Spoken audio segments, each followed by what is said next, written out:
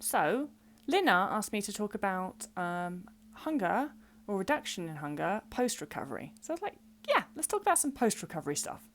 Um, well, her actual question was, I guess she felt that she was worrying because she feels less hungry. She says been recovered for or in recovery for 2 years or probably I don't know, recovered, whatever, and had noticed that her hunger was a lot less than what her hunger was in the immediate stages of recovery. And so she was wondering, is that okay? Or do I always have to force myself to eat more than I really feel that I need, or those sorts of questions. I think that those are quite normal questions a lot of the time for people that have you go through the extreme hunger stage, and in extreme hunger it's just fucking obvious, really, isn't it? You're just hungry. You're very consciously, the hunger is just, there's no escaping it. It makes it easy. There's not that many grey areas. Good, easy, eat. And then you move into a stage of recovery usually where you have days where you're extremely hungry, all you can think about is food. And then you have days where you're not actually as hungry. And you're like, And you'll look at the watch and you'll be like, oh, whoa, I didn't even eat or think about food for 2 hours. That's insane. Can't even believe it's me. Wow. And then you'll have another day where you're extremely hungry. And you'll go, oh, God, I've gone backwards. You haven't. It's just, your body's going through these stages where, first of all, it's in energy deficit. It knows it's very obviously in energy deficit. It's just like gasping for food. Get as much food in as possible. That's the extreme hunger stage. And then your body's got to the point where it's maybe gained some weight. It's got some storage. It's got some backup. But it's still got a lot of energy debt. And it's got things to repair that it didn't repair when it didn't have enough energy to repair. And so it's going to have the odd day where it just needs to take in a load of food because, I don't know, it's repairing a hair follicle or something. That's a bit like, say, if you were in, say if you lost your job and you're having to take out loans, you're getting into all this debt, and that's the energy deficit stage. And then you get your job back, and the job sort of, pays you enough to cover the day-to-day stuff. So you don't have to continue taking out loans, thank goodness, and the money's coming in, and you can start covering the day-to-day costs. But there's still a load of stuff in your house that didn't get fixed because you didn't have a job and you didn't have the money to do it. And maybe the washing machine got broken and maybe a pipe somewhere got broken. So there's going to be the odd day where actually you spend a load of money because you're fixing the washing machine. And so you need to make more money. And that's a bit like, what's going on in your body after you've got that initial, you got your feet on the ground again a little bit. You've got the day-to-day stuff covered. Your body's not in a sort of desperate place, but then it needs to repair something that it didn't repair whilst you were in restriction mode and there wasn't enough energy coming in for it to be able to repair it. And so it'll repair that thing, and that will make you super hungry because your body's using energy to repair it. The blissful thing is that we don't know that any of this goes on, and we don't actually have to worry about it.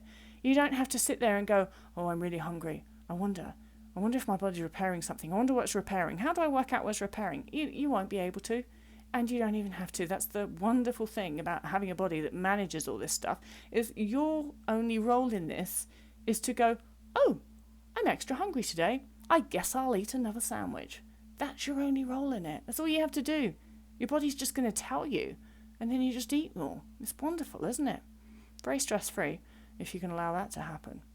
And so, that then, if we're talking a year past, you've come out of energy deficit, then you'll start to notice that the days where you're not that hungry and the days where your appetite could be considered more quote unquote normal, you're not thinking about food the whole time. You just start to think about food when it's sort of more or less where a mealtime should be.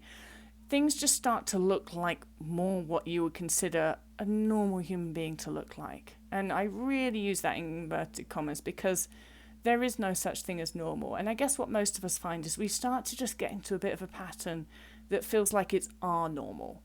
And it's not this extreme thinking about food the whole time. It's not this extreme needing to eat 10 donuts all at once.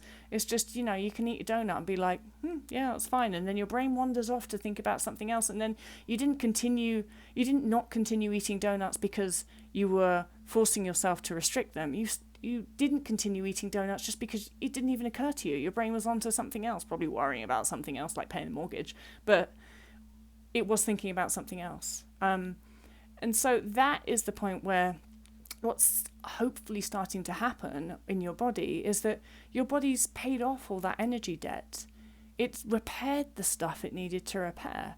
And so now you're in the mode of your job's just, all it needs to pay is your day to day. Now, that doesn't mean that you're never going to need to have a hungry day. I often have a hungry day, and it's usually when I'm on my period, which actually happens to be today. So I know that's going to happen, and it makes sense that would happen because my body's doing more work. I'm also way more tired today than I usually am. And that makes sense as well.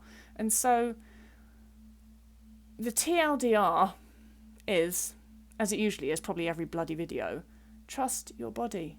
You've got to kind of go with it. Don't worry necessarily too much. Yes, when you're in those acute stages of recovery, you've got to force yourself to eat. You've got to make yourself eat because you know you're in an energy deficit. And let's face it, you also know, if you're truthful, you really do want to eat a lot of food.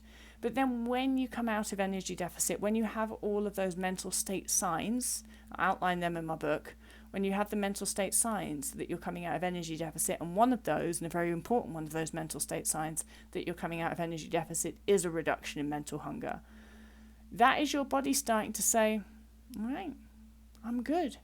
Things can settle down. Another thing I liken it to is, it's an example I use a lot. If you hold your breath, when you stop holding your breath, you're going to start to gasp for air. Gasping for air is like the air version of extreme hunger. It's extreme air. And so when your body has enough air, when it's sorted out all of its air needs, it does not continue to gasp for air. You go back to normal breathing. So it's the same with eating disorder recovery. Or you go back to normal breathing for your body. That's probably a better way of putting it, isn't it? We don't have to worry about how anybody else breathes. That's totally irrelevant. You go back to normal breathing for your body. So it's the same with food. It's just on a much larger time scale. It takes a lot longer. It takes a lot longer to get out of food deficit than it does to get out of air deficit. And as your body comes out of that food deficit, it will start to eat in a way that is more normal for your body. It doesn't need to gasp for food anymore. And so when you have been holding your breath and then you gasp for air and you stop gasping, you don't sit there and go like, oh, should I continue to gasp? Maybe I should continue to gasp. I don't know. Maybe I should. Because I've had enough air now. It's all right. I'm good.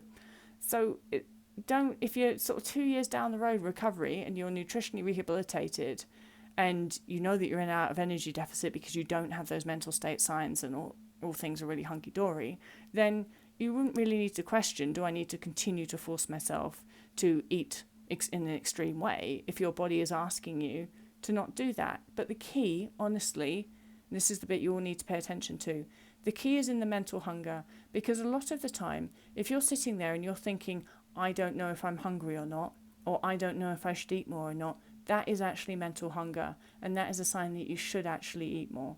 So, to the person who wrote in that question, that's the sort of question that I put at you. Do you actually think that you're questioning whether you should continue to make yourself eat more is actually a form of mental hunger? Because it seems to me that your brain might be keep on going back to thinking about food. And if you're thinking about, am I thinking about food? Or if you're thinking about, I don't know if I'm hungry, that's kind of thinking about food, isn't it? Because I know that with my recovery, I didn't even think about it. I didn't sit there and think like, oh, should I be continuing to make myself eat more? Because I think I would have, if I was thinking about food, I would have been like, I'm just going to eat. So maybe if that's the question, I don't know. I don't know you, so I don't know. I'm just asking you, do you really think that you're completely out of energy deficit? Do you think that there's still some mental hunger that maybe needs a bit responding to? And if there's mental hunger there, that may indicate that you're not actually completely out of energy deficit yet. So yeah, eat to mental hunger. And remember that mental hunger can look like a lot of different things, and mental hunger can look like wondering whether you're actually eating enough. Oh, I know there's no simple answer, is it? It's working with bodies for you. It really is a simple answer, but a lot of the time we overthink it and overcomplicate it. So, if in doubt, eat. Promise you, it won't go wrong. If in doubt, eat. Bye.